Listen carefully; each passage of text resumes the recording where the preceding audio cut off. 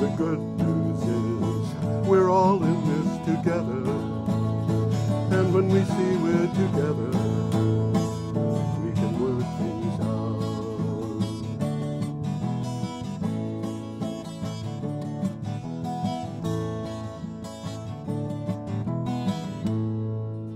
Hello, ladies and gentlemen.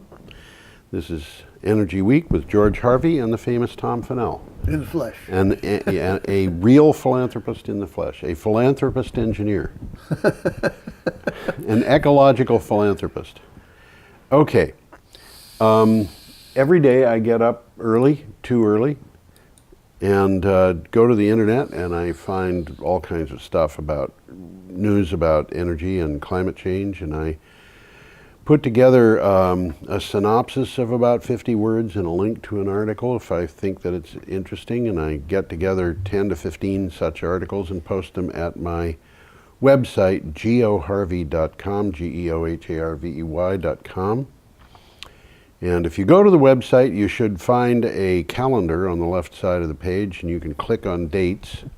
We're going to talk about various articles that are at the website, and we will try to remember to update the dates of the articles that we're reading. We're going to be starting on the 26th of October, which is a week ago today being the 2nd of November when this was recorded. Well, some of these are pretty interesting and in-depth, and we could spend the whole show just talking about one of them. Some of them are amazing. So if I've read all of these, of course, yeah. so if I see some that's particularly interesting, I'll try and alert you. Yeah. So you can look them up. Good enough. Some of them are worth looking up. They really are. Some of them are really, really great. Should we just start on our way here? We got a picture coming up, here. Don't we? Yeah. A little disturbing picture. Although it is a work of art. This is from the New Republic.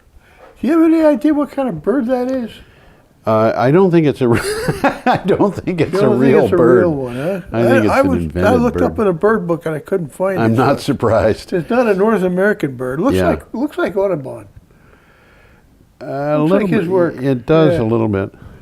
Anyway. In any case, it's an interesting bird. Yeah.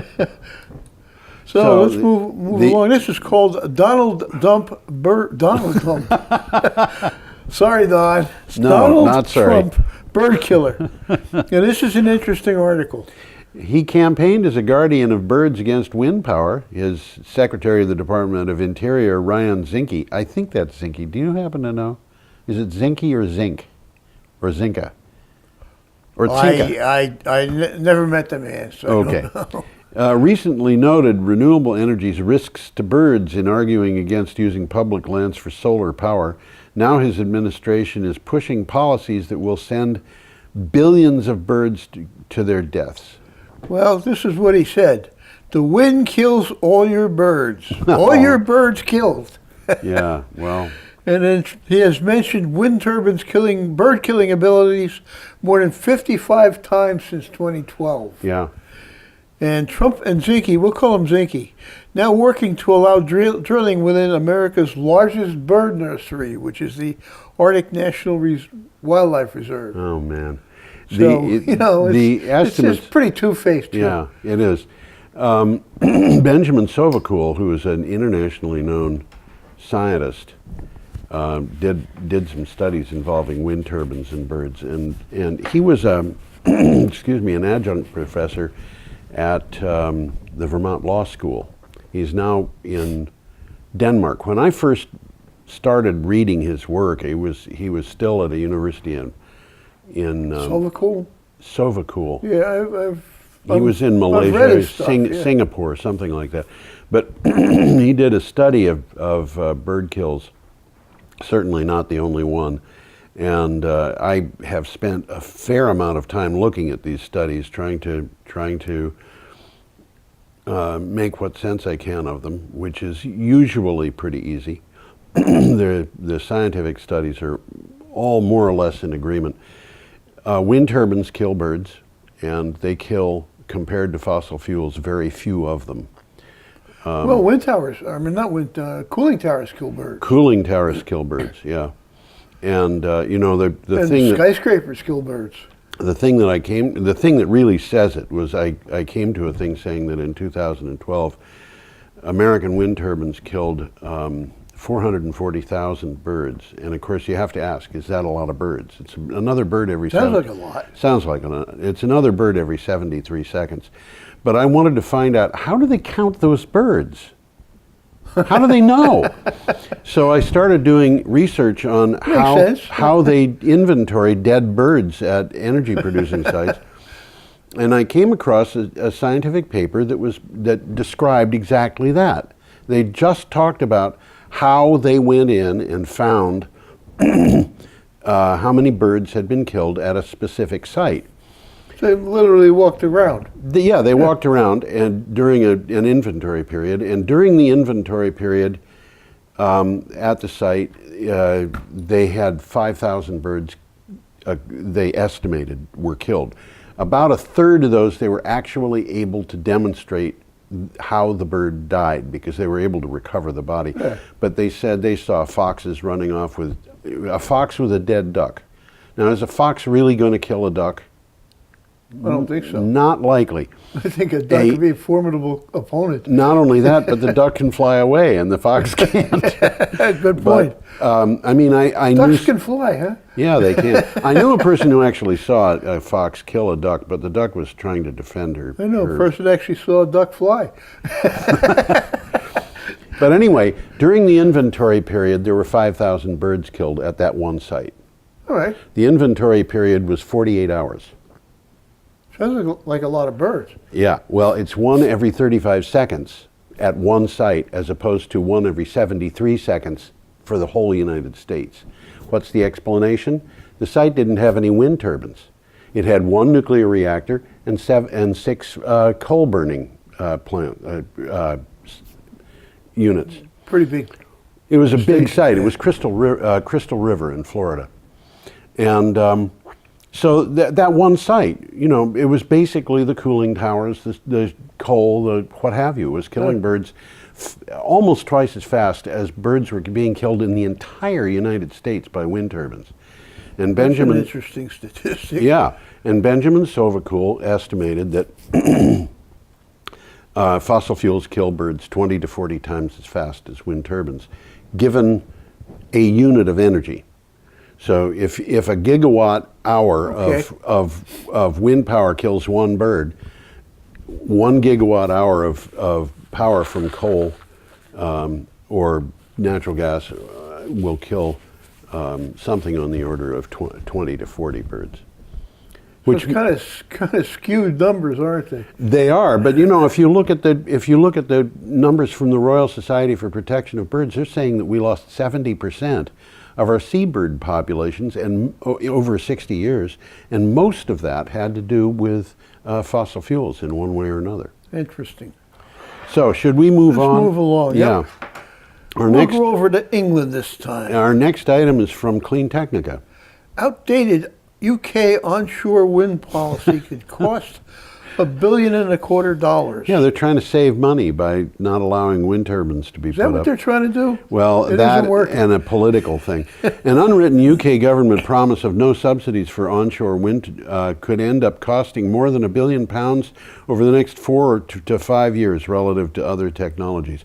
A report from the Energy and Climate Intelligence Unit outlines reasons why the UK government may want to revisit its policy on onshore wind installations. So, the takeaway from here is a gigawatt of onshore wind would cost £100 million, less than electricity generated from new nuclear, biomass plants, or gas. Yeah.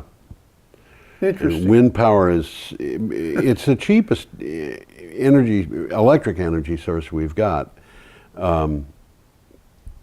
Yeah. When you consider paying off the initial investment and so forth. Okay. Well, I think, you know, and I've talked about it here again, it's a Frankenstein kind of monster. It's wrong word. Not sure where you're going with that. They're walking dead. The coal plants. Yeah. Oh, yeah. They're not going to be zombies. built anymore. Yeah. We have... Zombies. That's the word I was thinking of. I mentioned on a previous show that we had no wind no coal plants in Yes, we construction. did. And I actually looked up, because you said you thought there was one. I looked it up. There are 5 coal burning. There were 6, but the day I looked it up, I saw a headline saying one of them had been canceled. There were 6 that were technically In the process of in the construction. process of Yep. not of construction, they were in the process of planning. But you know, these plans, it's cheap to shelve a plan. Yeah, I hear you. Well, let's move along here Okay. to Hawaii. Hawaii, we have a picture of Kauai, and this comes from PC Magazine International. Kind of a pretty place. Yeah, I suppose it is. My parents lived in Hawaii before I was born. They lived in Honolulu. My father was He was in stationed. the Navy, wasn't he? He was stationed. He was regular Navy on a destroyer at Pearl Harbor when the harbor was attacked. They slept through it. That's interesting. Well, anyhow, moving right along. He got Hawaii, he got his Pearl Harbor attack medal anyway. Yeah. Hawaii to get its biggest solar and storage system to date. Yeah. SunPower has announced that it has been chosen by AES Distributed Energy to supply its modular Oasis power blocks for the largest solar and battery storage project to date, not only in Kauai, but in Hawaii. What can I say? Hawaiian is such an interesting language. It's only 14 letters. Yeah, in their it's alphabet, something like yeah. that, yeah. And one of them is a glottal stop. A glottal stop. A glottal stop. I first became familiar with it because I knew a guy who came from New York and called it a bottle. The 28 megawatt PV plant will be accompanied by 20 megawatts of batteries with a 5-hour duration for a 100 megawatt hour rating. What's going on here is Kauai has no electrical interconnection with the other islands. Nothing. And it's one of the furthest islands out. It's Yeah. the next to last one. Yeah, Which is why the PV will be accompanied by the batteries. yeah. Okay? Yeah. So this year the island expects to get 43% of its power from renewable energy, with solar alone providing 23%. Right. And up until now, it's been diesel fuel. Yeah, well, diesel is terrible. It's In many, many ways. In many ways. And it's extremely expensive for the people who live in these places, along with everything else, because everything's got to be imported except for Yeah. food. And I don't know how much of that. Anyway, we're up to Well, Friday. We're coming back home. Yeah, Friday, October 27th. And this is from the Burlington Free Press. Lawmakers approve tighter sound rules on wind power. After extended debate, Vermont lawmakers imposed a new statewide limits on wind power that are meant to prevent sound from disturbing neighbors' health and sleep. Some renewable advocates claim the restrictions will effectively stop construction of large wind projects, which deliver the lowest cost energy in the area. Well, that's what it's about. It's not about sound. No, it's There's not. people out there that hate turbines. Yeah, And they do. that's, you know, they're grasping at straws, but sound is one of the easiest ones. Sound is an easy thing to get excited. People. By the excited way, about. what this proposed limit says, it will limit noise from large wind products to 42 decibels during the day and 39 at night, as measured 100 feet from residences. And that's an extremely low limit. And you Well, know, they don't know what they're talking about. No, they don't. It's just numbers to them. yeah, I can give you some real numbers because Okay. I got them here, measured in my own house. Okay.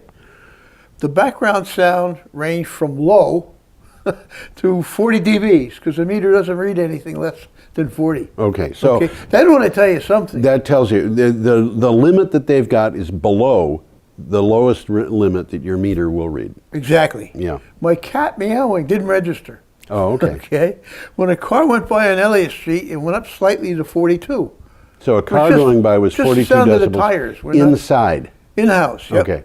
Motorcycle With went by. With the windows open or closed? Well, the windows were closed, but there was an air conditioner in the window, and it was Okay. off. Okay. Okay. Motorcycle went by, registered 52 dB. Okay. Okay. When I turned my AC on, the meter registered 51. So the AC is just out of the ballpark as far as these wind As turbines. far as these guys, yeah, you can't have air conditioning. The maximum sound in this period of time, because my meter has a max button, Yeah. was 78 dB. I didn't notice what caused it, but it was probably a fire truck. Well, I first got, my experience with sound is from living on a mountaintop in New Hampshire. And I was... Isn't there a song about that? I didn't live in Hinsdale. I lived in Winchester, which is the next town east. Okay. So, but I could hear trucks on Route 91 from Winchester, New Hampshire. From Winchester. Now, the closest Route 91 came to my house was 5 miles. But when you're on a mountaintop, you can hear things from very far away. I would think that I would probably have heard wind turbines that were over a mile away. But not because they were loud, simply because everything else was so quiet. Well, we've both been to Searsburg. Yes. And at Searsburg, you can hear the wind turbines, a little flop, flop, flop. You can hear the trucks 5 miles away. Yeah. Going down the hill with their shake brakes. Absolutely. What can you say? And I could hear a diesel locomotive at a distance that was well in excess of 7.5 miles, because I could see it when it was 7.5 miles. The tracks right out here, the Amtrak tracks. Yeah. Yeah, right. Yeah, except that I was in Winchester looking down the Connecticut River Valley. But especially at night, the sound travels. You notice it at night. Yeah. I don't know if it. Yeah, right. I hear what you're saying. You notice it more. Yeah. Okay. Should we move on? Yeah, we got a picture kind of coming up interesting. here again. This is from Cooperative News, and this is a news for co-ops. Organic Farm Co-op aims to be the world's largest food producer to use 100% renewable energy. Organic Valley, America's largest organic farmer cooperative, will be one of the largest food companies in the world to use 100% renewable energy. It is working with the Upper Midwest Municipal Energy Group and One Energy Renewables in a solar community partnership with over 12 megawatts of solar installations in Wisconsin. Not a lot of wind solar in Wisconsin, but there they are. Let's look at it again. You can see the solar panels on the roof, and there's at least one, maybe two windmills in the background. I can see two on this screen. Yeah, I think it's two. And I don't see any others in the distance, but I would assume that both of those belong to that. The article is also mentions that the community partnership, these people, will adopt pollinator-friendly solar standards, which means underneath the solar panels, they have pollinators. they got flowers. Flowers. Okay. There you go. Okay, should we move on? Yeah, let's move along to the New next Hampshire one. we're coming to next. This is the New New Hampshire Business Review. Region's renewable needs spark a New Hampshire solar surge. Now, this is an interesting article. It is. It's long. Yes. It's comprehensive. Yes. And it's local. Yeah. So this is one I'd recommend you look up. NextEra Energy, whose holdings include Seabrook Nuclear Station, has hopes of making money on the largest proposed solar site in New Hampshire, but several other sites are in the works. Combined, the projects proposed in New Hampshire total 210 megawatts of capacity, triple the state's solar capacity in 2016.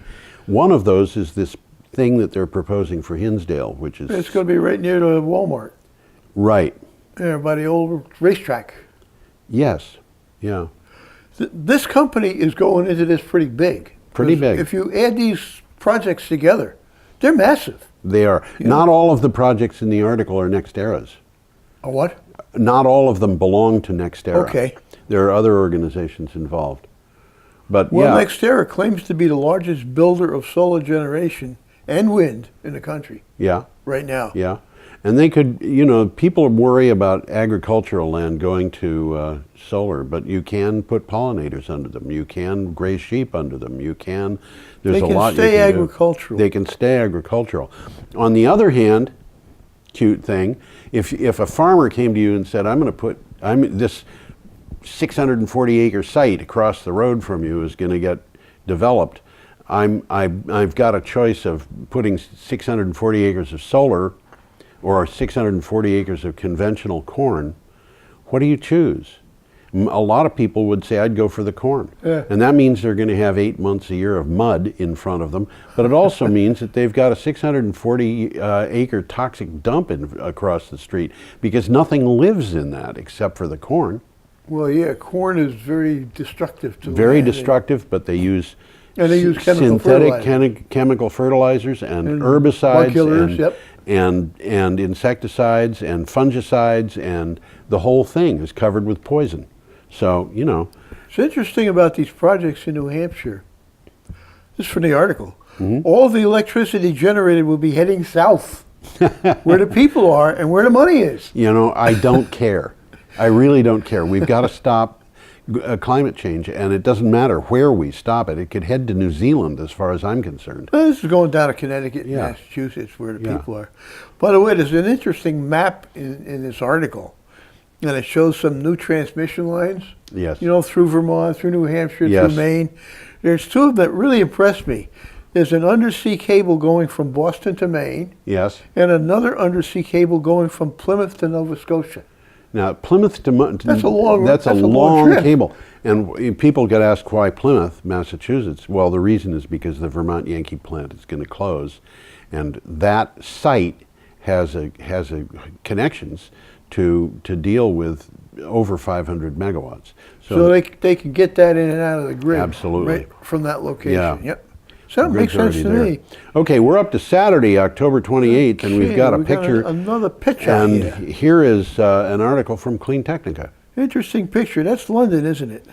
That is London. I don't know if that's it has a flavor to it that looks like a rendering to me, a computer I think rendering. it's an artist rendering. Yeah. It's not what's there now, it's what they want to build. Yeah. C40 fossil fuel-free streets declaration signed by mayors from 12 major cities. The C40 fossil fuel-free streets declaration was signed by the mayors of 12 of the world's largest, most economically important cities, paving the way for cities in question to transition completely away from internal combustion engine vehicles to create zero emissions areas in their cities by 2030. I'm going to go back to the picture. It's interesting. Yeah, that's Boris Johnson's cycle superhighway. Boris Johnson is a British politician. He was the mayor of London, and in the past, and he was actually kind of expected to be the prime minister after the last election, but he said he didn't want to be, and he's a maverick of sorts. Is he? I'm not familiar with the guy. This C40 is a consortium of 40 cities. Yes. Worldwide. Yeah. Mostly all large cities. Yeah. Okay, and this declaration has their keynote, a future where walking, cycling, and shared transport are how the majority of citizens move around our cities. Yeah. Which makes a lot of sense. Yes, and actually there have been other people who've talked about that, and people we've talked about it on this show.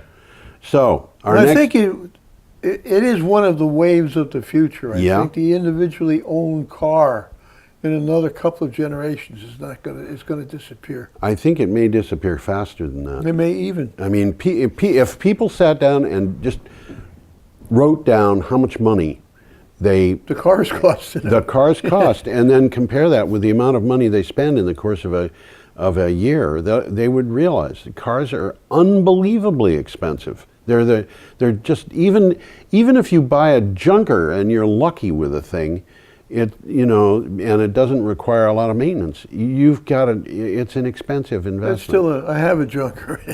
Yeah, well, it is an expense. Yeah.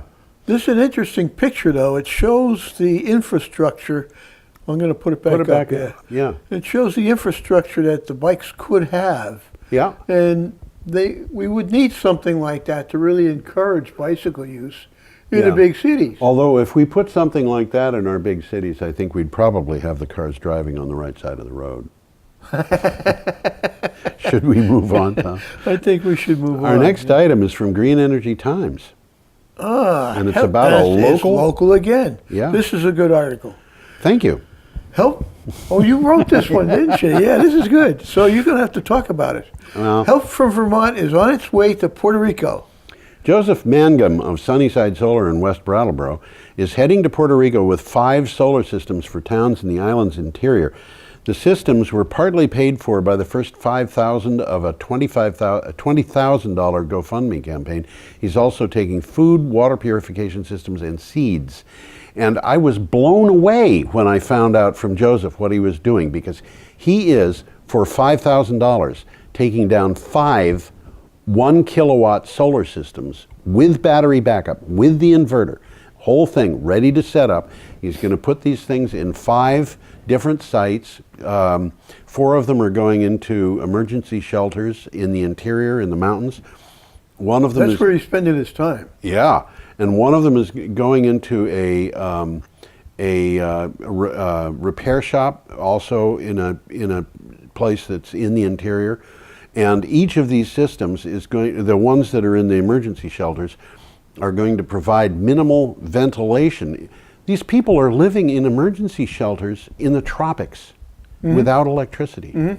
There's no such thing as winter in Puerto Rico. Well, they're just not, and they need this ventilation. So they're going to provide ventilation, but they're also going to provide 4 hookups for people to charge their cell phones. The batteries, yep. And they're going to provide a satellite Wi-Fi communication. Well, that's interesting. So you'll be able to talk to these guys. Yeah, and he's doing this at $1 per kilowatt. I'm sorry, $1 per watt, $1,000 per kilowatt for a solar system with battery backup, which just blew me away. I thought that $5,000 was going to buy 1 system. Yeah, it's buying 5. Wow. And I asked him, how did he do that? And he said, well, these systems would not work in Vermont. For one thing, they're tropical rated systems. The lowest temperature rating for the solar, I think it's the solar panels, is 60 degrees Fahrenheit. No kidding. Yeah. I hadn't even heard of that. But he said they're very, very inexpensive. They're systems that would not sell well, and he does not expect them to last very long, which makes me think they're doing a good job down there, and they do a lousy job in Vermont. they're great for an emergency where you need something right now, and you're not going to need it for 10 years. Yeah. And he said, when he said that he thought they might not be running in 10 years, I thought maybe these things are amorphous, which means that they're the cheapest kind of solar systems available.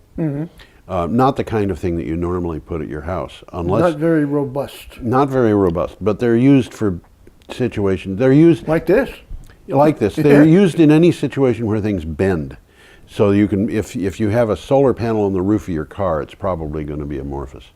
Anyway, we should. Well, from this article, from the guy who wrote it, I made him promise to send me whatever news he could, so I can pass him on. Yeah, pass it on. I'm doing that. So you're going to be keeping us up to date on I will be Joseph. keeping everybody up to date. He is in Puerto Rico. He has had a great deal of difficulty getting the solar panels because they had to be shipped down by UPS, and they're stuck in a UPS. Last I heard, they might not be anymore, but the last I heard, they were stuck in a UPS hub in San Juan. At least they're in Puerto Rico. But he's got other things to do. He's providing people with food. He's providing people with seeds to plant. He's providing Good a whole guy. bunch. Yeah, Good guy. Absolutely. And anybody who wants to know, by the way, for anybody who's watching the show on a computer, the show has got 2 links. One goes to my website, and the other one goes to Joseph Mangum's GoFundMe campaign, which is still going on. And you can. So he's looking for 20 grand. He's looking for 20,000. If more is donated, that's great. If less is donated, he's going to use it apparently. And it's a GoFundMe site, which also, if you go to my website, geoharvey.com, There's a link. There's a link, and every day I've put that link in there somewhere. Okay. Okay. So we should get on to KCCI Des Moines. Yeah, let's move to the middle of this country here. Right. This could have been about Vermont. Windy weather blows mid-Americans past energy milestone. Yep. On Monday and Tuesday, the wind blew hard enough for wind turbines to meet all of the electricity needs of Mid-American customers in Iowa. Mid-American is big. It's It's a lot of customers. A spokesman said, Mid-American's goal is to produce 100% of its power from renewable sources, and it has been investing in wind power.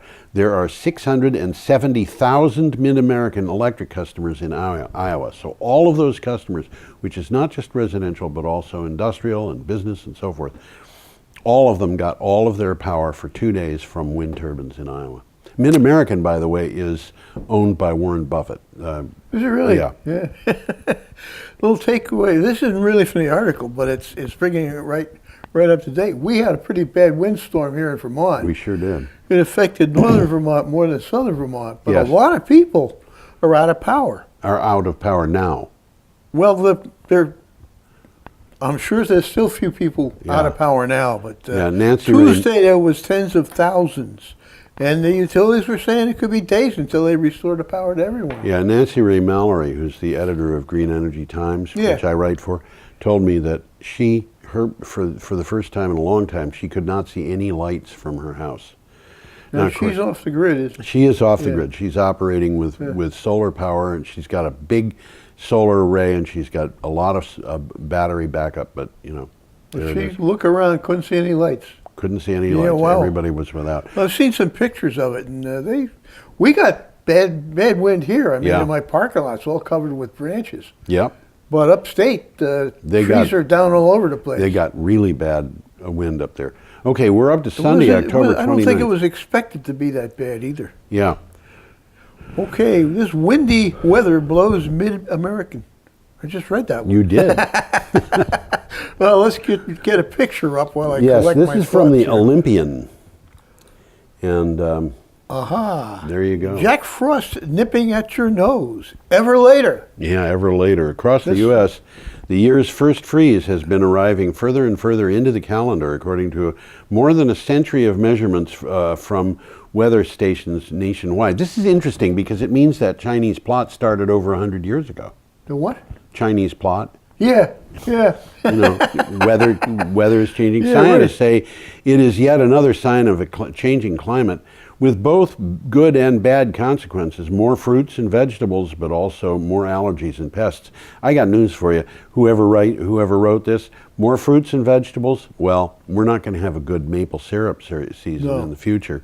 And, you know, apples, Vermont is known for its apples. I think apple farmers We're going to be growing Vermont peaches, I think. And pawpaws. And pawpaws. At the place where I live, we've got 2 peach trees. And one of them happens to be a volunteer. It just started growing by itself. Next door, there's pawpaws. Well, it's already November. Yes. The trees outside are still green. They're kind of brownish green. Yeah, but we have not had a decent fall color season. Not at all. And we aren't going to either because most of the maple leaves and so forth they're just going to turn brown and fall off. But they should be off the trees by now. They should be way off the trees by now. And they're still green. Yep. Our next item is from Inside Climate News. Okay, this is an interesting article too. It's long. Yep. How fossil fuel allies are tearing apart Ohio's embrace of clean energy. They're fighting back, guys. Yeah, well, they have been for quite a while, particularly in Iowa.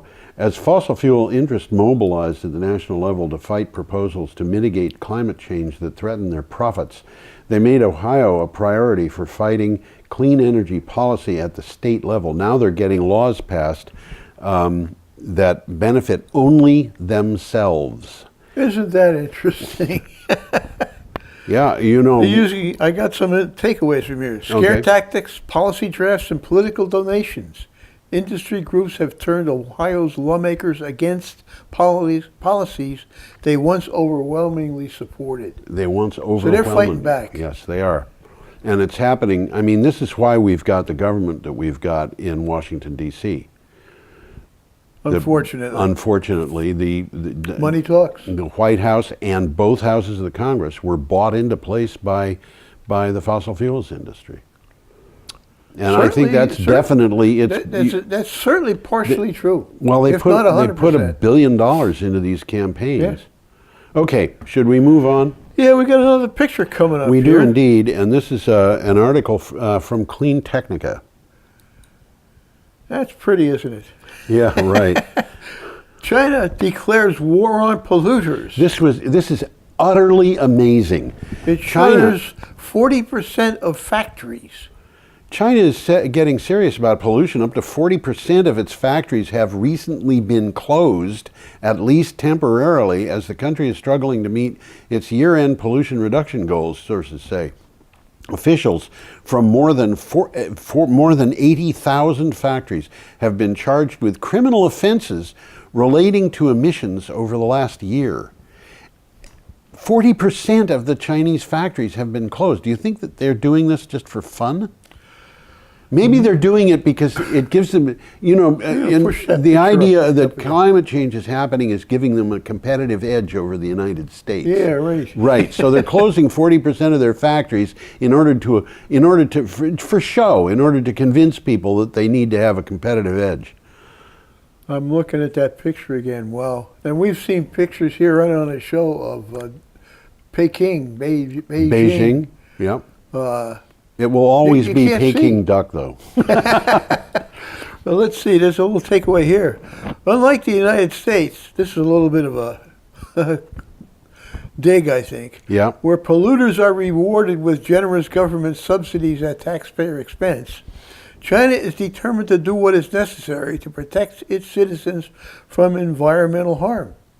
Some would call that leadership. Yeah, well, it's not what Donald Trump is doing. Okay, Yeah. we should move on. Move on to Monday, October 30th. Okay, and we have an item here from Inside Climate News.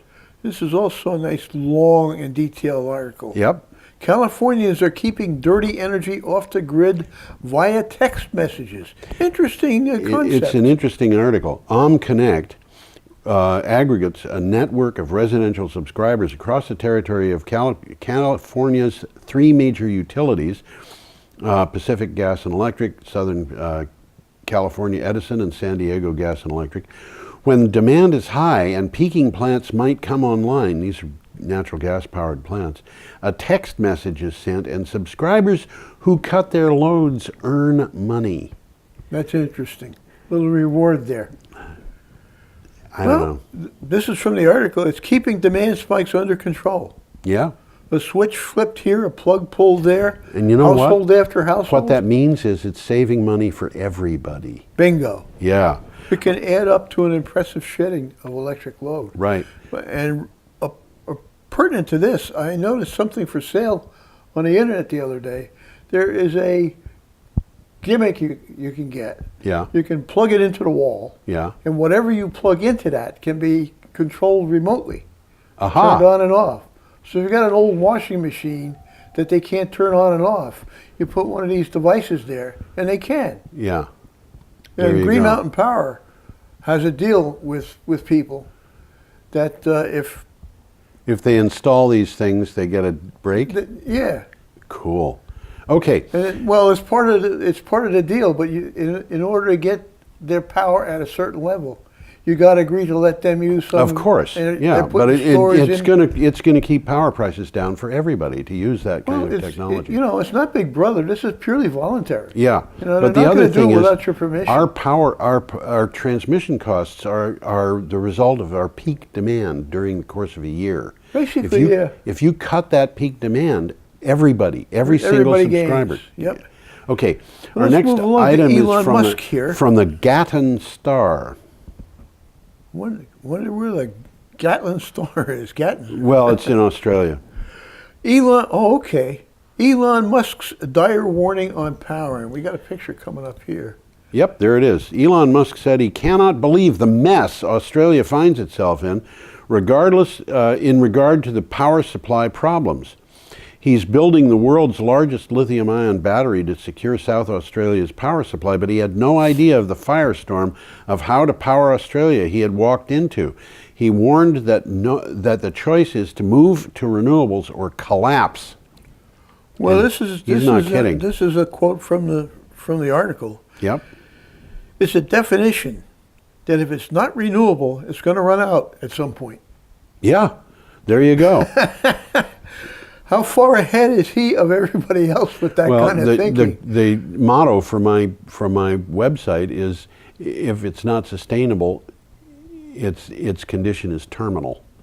That's the same thing, Yes, it is. isn't it? Right? Yeah, it's been there for a while. Maybe Elon reads my. I don't think he actually does read my thing, because if he I had, bet you somebody in his office does. well, I wouldn't be surprised. But if he did read it, Yeah. he would not have been surprised by the condition of things in Australia. That's we talk about Australia talked about all Australia, the yep. time. Okay, our next item is from the Huffington Post. The surprising story of Republican towns going green. Lancaster, California had a 17% jobless rate and a housing market that was dominated by foreclosures when its Republican mayor met with a tech innovator planning a solar thermal plant.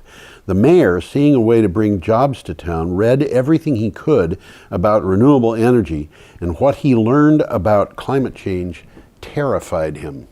Well, this is a quote. Up until then, I believed the Republican mantra that climate change is just a Chinese plot. People really believe this. Well, he has reacted. Yeah. He's decided to make his city a model for alternative energy use. Yep.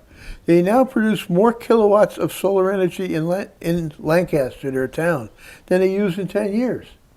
So they're exporting energy. They're exporting energy. There you They're go. making money on energy for the And if I remember correctly, they got a very large solar thermal plant Yep. going up there. We got to move. We don't. We're our time. We've spent a 19 lot of minutes time. left, and Yes. we're on Tuesday. We'll do it. Yeah, I We're know we okay. will. Tuesday, October 31st, and we've got an item from Clean Technica, which is telling got us a about picture.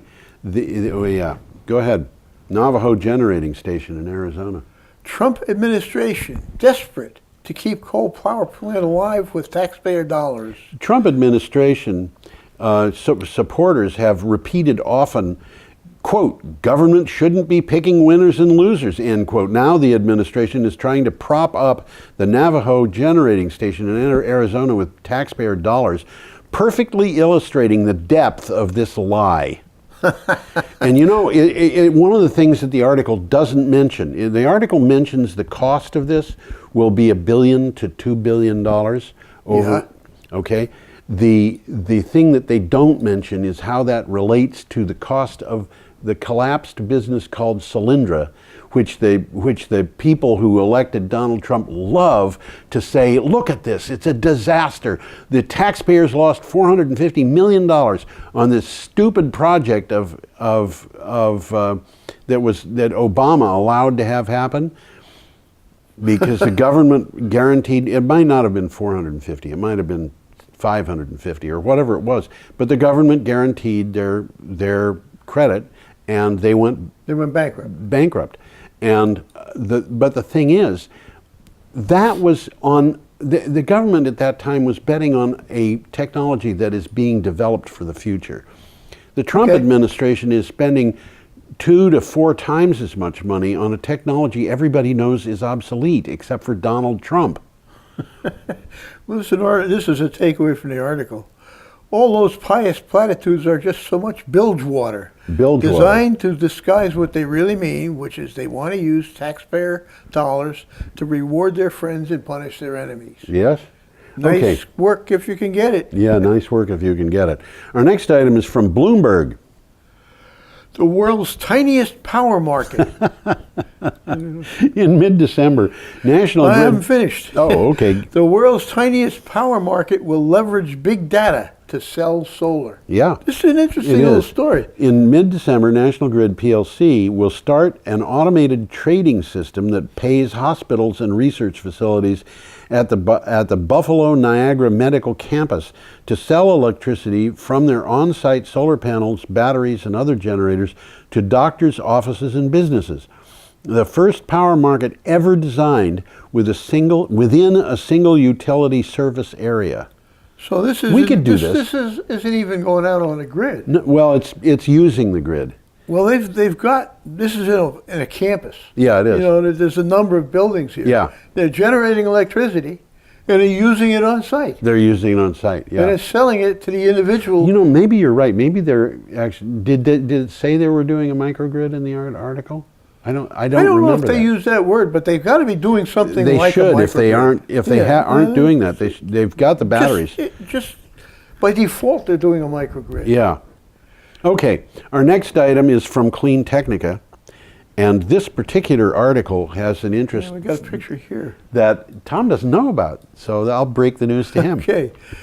Oh, you wrote this article too. I did indeed. A case study in grid resilience. People love this Dominican article. Republic. Yeah, I felt And very there's a nice picture gratified of by the that. Dominican Republic. Yeah. And it doesn't look like a poor country. No, it doesn't. And that storm, by the way, is not the storm that hit them. A poor country in the Caribbean did a good deal better than Florida with Hurricane Irma.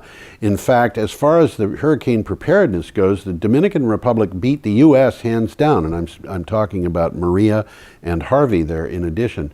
After losing many power lines and over 40% of their generating capacity, the grid was still operating, partly thanks to 2 backup battery systems. And those backup battery systems just did huge amounts of work. But you know, Tom, there's one thing about this that was said in the article, and I don't know if you noticed this because they didn't stress it. Those backup battery systems were combined to 20 megawatts, but they were not huge. Not huge, right. But they were able to do the work that would have required a gas-powered plant that was 3 or 4 times as big. Well, they kept basically using the batteries over and over again. Yeah, and they charge them up, they use them, charge them up again. And they had these wildly fluctuating power loads because you had power lines going down, which cut the demand like that, and then you had generation coming back. 40% of the generating plants were cut off. So you had these huge changes. They call them very adverse conditions. Yep, and the batteries were able to deal with it really, really fast. Well, the word they used, and we've used it here, resilience. Resilience. And this article, by the way, the next day when I was looking at the doing my work on the blog, I came across an article that had exactly the same name. And indeed, it used the same photograph. So I clicked on it. Oh, boy. And it turned out that it was exactly the same article. Oh. Except my name had been removed from the byline. Yeah. And Clean Technica articles that were in it, the links were still good, but the Clean Technica name had been changed to News Agent. So somebody stole your article. Yeah, and I went to the site, which is a site that we've actually used on this show called Gears of Biz.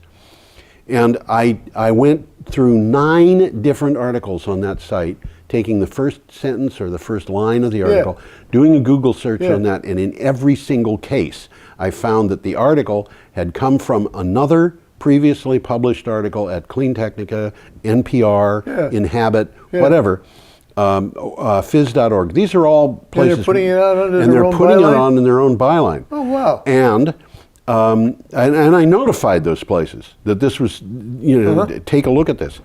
And I said to myself, I wonder who these people are. And so I looked, and it turned out, you can do a type of Google search that'll tell you what a website is. Yeah. That particular business is located in Scottsdale, Arizona. But it's not Scottsdale, Arizona you've ever heard of. Oh? This Scottsdale, Arizona is in Turkey. Huh? How did that happen? I'm not kidding. They had to put in an address for their business. Yeah. They were in Turkey. Yeah. So they said Scottsdale, Arizona. And of course, Google, when it's getting the information, knows that the thing is coming from Turkey. So. Yeah, but the computer doesn't know where Scottsdale, Arizona is. No, that's right. So if you ask where is it, they'll say Scottsdale, Arizona. But it's Scottsdale, Arizona, Scottsdale, comma, Arizona, comma, Turkey. So I've been telling everybody about this. Anyway, we have to get on, and our next item is on the 1st of November, Wednesday, and this item is from E-News Park Forest. UN experts slam U.S. emergency response to Puerto Rico. Yeah. While nearly 70% of Puerto Rico remains without power, 6 weeks after Hurricane Maria devastated the island, 11 UN human rights experts have issued a joint statement decrying the, quote, absence of adequate emergency response, end quote, by the United States. The storm has put a spotlight on Puerto Rico's colonial history with the United States. And I got to tell you, I worked at one time in a chemical plant where everybody on the shift was Puerto Rican except for me. Mm-hmm. I've never seen such a good crew. You've mentioned that before. I've never seen a better crew than these guys. They were just unbelievable. And they would finish their work but they're lazy. And leave that factory in immaculate condition every night. Yeah. And they were just great. And it appalls me. And some of these guys were veterans.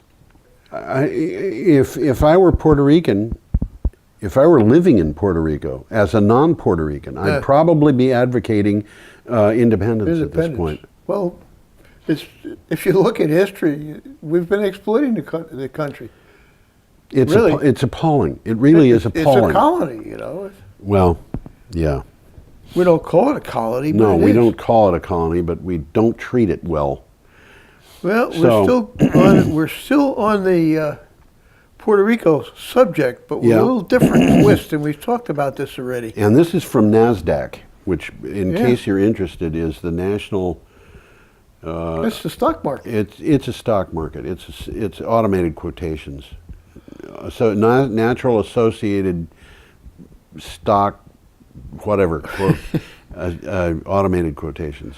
Puerto Rico's path to restore power shifts after Whitefish exit. And we've talked about this Whitefish last week. Now, you just said that Puerto Rico was exploited. Yeah. And this will show you how. This is good. This is good. Yeah. Well, efforts to restore electricity in Puerto Rico, which, by the way, are being addressed by one of our own, Joseph Mangum of Sunnyside Solar in West Brattleboro. Yep. And Elon Musk, by the way. And Elon Musk, but I think maybe Elon Musk got his cues from Joseph Mangum. I wouldn't be surprised. Joseph knew what Energy Week is. I don't think Elon Musk knew because he didn't know how bad things were in Australia. Anybody who pays attention to our show should know that. Efforts to restore electricity in Puerto Rico nearly 6 weeks after Hurricane Maria are shifting as Whitefish Energy, a tiny Montana contractor, was removed. The Army Corps of Engineers, which is leading the federal power restoration effort, said it planned to boost the size of a contract awarded to Fluor Corp by $600 million to $840 million. Now, Fluor has the capability of doing this. Yeah. There's no question about that. Yeah, and the Army Corps of Engineers, these guys are down there and they're doing yeoman work, moving food around. Joseph said that one of the places that he stayed, FEMA had come in and provided a tarp because the roof of the house had been so badly damaged that it would no longer shed water. Mm-hmm. And so they put a tarp over the house. Things are bad down there. Oh, yeah. And this Whitefish Energy, this is a company that had two permanent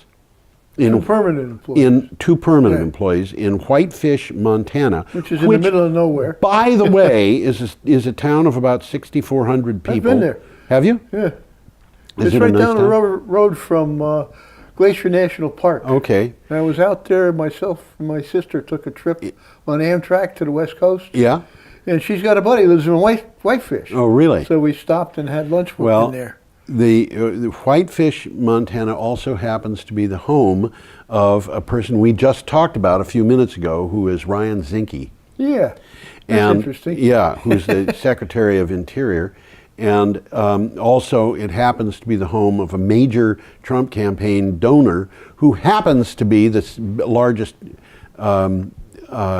stockholder for a company called Whitefish Energy, which had two employees and won a contract for $300 million. That was amazing. Now, well, the word is out because there's been uproar over it. Oh, there's been uproar. And that's why it got canceled. It got canceled. Now, it's going to be interesting to see what develops after this, because somebody has been attempting to pay Whitefish Energy $10 million or $8 million or something like that to cover the costs they had covered. They had so far, because they had to hire 80 people Or Okay. they had hired at least 80 Well, people. those 2 people in Whitefish aren't going to be able to do much. No, they aren't. But they had hired 80 people, and those people have to get paid.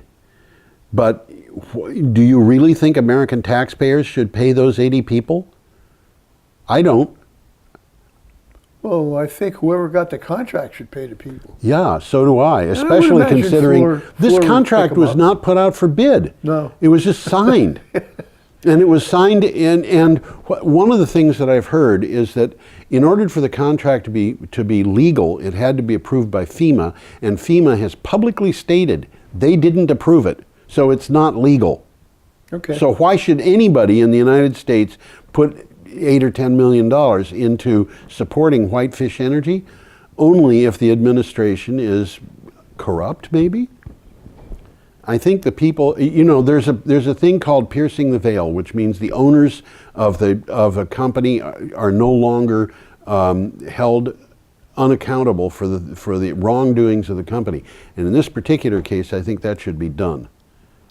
Little interesting takeaway. Yeah. Currently, there are about 400 American subcontracting crews on the island working to bring back power. Yep. Whitefish Energy, on the other hand, wanted to charge $319 an hour for journeyman linemen. Nice work if you could get it. Wow. Well, they aren't going to pay the journeyman lineman that. I don't think so. Duh. Duh. I think There's a lot going on there that we don't something understand. going on there that I think we do understand, Tom. I'm going to differ with you on that one. Let's move on. Let's move on. We've got one more item, and it's from Energy Digital. 2 minutes to go. Germans receive free power due to surplus energy. And there is an image here. There is an image. Yeah, it's kind of a grim image. It almost looks like a tornado, but it isn't, I don't think. I think Ooh, it's kind of scary. It's pretty scary. During the weekend starting October 28th, so much energy was created by German windstorms that it was being given away for free. Output equivalent to that of 40 nuclear power plants was generated during the storms, causing wholesale prices to fall below zero. Output from wind power rose to as much as 39,409 megawatts. That's a lot of wind power. That's a lot of wind power. But you know, this thing of power the price of power falling below zero, Yeah.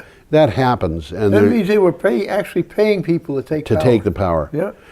When you have power that is going to go on the grid, you either have to use it or you have to stop it. You don't Unless you can store it. Unless you can, well, storage is a type of use. But Yeah, okay. that's why the Northfield Station was built. Absolutely. And it makes sense. It makes sense. And, you know, it's Northfield Station, for anybody who doesn't know, is a pumped storage system where you have the Connecticut River and then you've got a mountain that has This is what we call a mountain in the Appalachians around here. People from Wyoming would not call it a mountain. But They wouldn't even call it a hill. They might call it a hillock. But, you know, it has a lake on the top. It's a park now. It's a park. Yeah, it's a nice But place. it's a park that stores energy. Oh, yeah. And the lake is something like 140 acres or 148 acres, 128 acres, something like that. I don't know. It's a pretty big lake. They pump the water up there, and when they've got too much power on the grid during the night, usually, you know, it was built at the same time as Vermont Yankee to deal with. I'm sure that's not a good coincidence. No, it was not a coincidence. I lived in the area at the time, and I remember they were putting in Vermont Yankee. It was going to produce too much power at night, so they were going to put in pumped storage to deal with that. Well, you know, this makes business sense, about the sun doesn't always shine, the wind doesn't always blow. Well, it's got a flip side, and the flip side is those baseload power plants never slow down unless they, you know. Well, you got to keep them running. You got to keep them running. If you're going to answer the power needs of the day, you've got to keep them running all night. Somebody's got to use that power, or you fry everything. And when you fry everything, it looks like that picture. Anyway, well, we're about out of time. We're about out of time, so we'll say goodbye to everybody. Goodbye, easy, people. Come back next week. You'll come to see us now. You hear?